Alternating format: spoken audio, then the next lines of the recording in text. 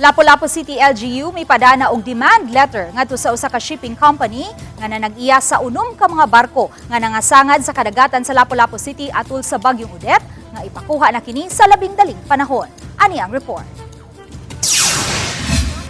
Magtulo ka tuig na apan ang naasoy mga barko nagpabilin paghihapon sa kadagatan sa dakben sa Lapu-Lapu.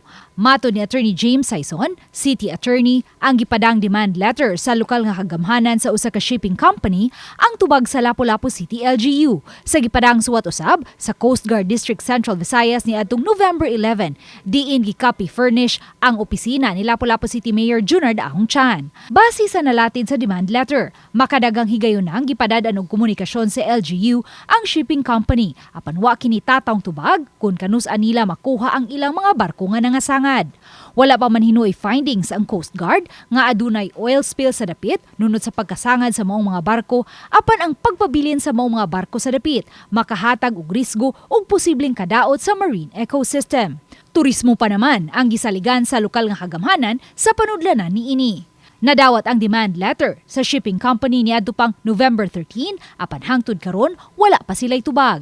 Dugang sa City Attorney, kinahanglang hanayon sa kumpanya ang mga laka nga himuon niini kung unsaon pagkuha ang maong mga nangasangad nga barko.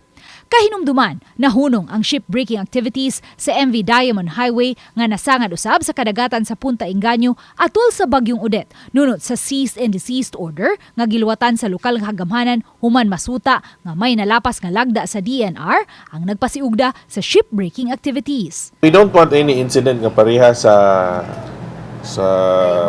MV Diamond, no? So if pwede nila guruyon ang ilang barko, guruyon na nila ilang barko.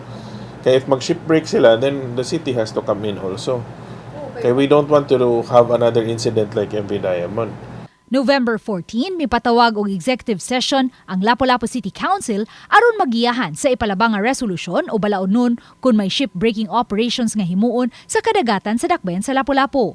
Mga kadagkuan sa Academe, NGO, DNR, Sendro ug City Health ang lakip sa mga namong.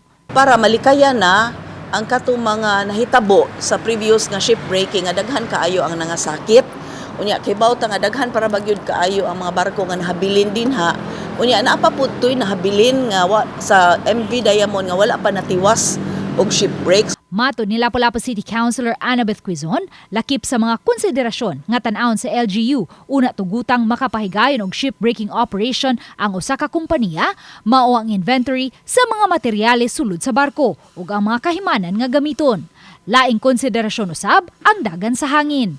Ang council will come up with a resolution or an ordinance sa mga guidelines on how to conduct shipbreaking unsay mga pamaagi. Uban ni Marlon Melgazo, Luan Merondina, Balitang Bisdak.